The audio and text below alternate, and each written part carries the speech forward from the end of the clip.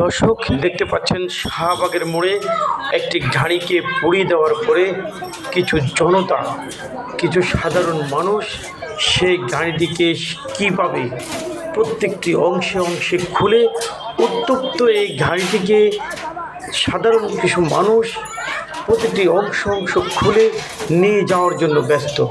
জ্বলন্ত এই গাড়িটিতে হাত দিলে যেন এখনও হাত পড়ে যাবে। গাড়িটি থেকে এখনও ধোঁয়া উঠছে, তবু কিছু মানুষ যেন অস্থির হয়ে উঠেছে এই গাড়িটিকে খুলে তারা লুটে ফুটে নিয়ে যাওয়ার জন্য। আসলে এই ক্ষেত্রে আমাদেরকে অনেক সচেতন হতে হবে।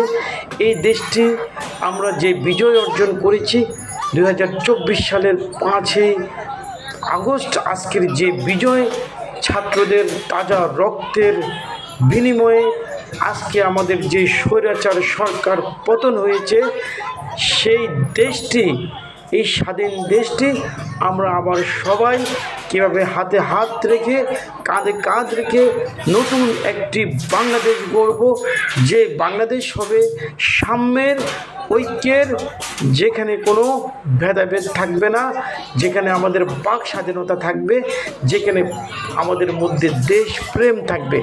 আমাদেরকে সেদিকে লক্ষ্য রাখতে হবে।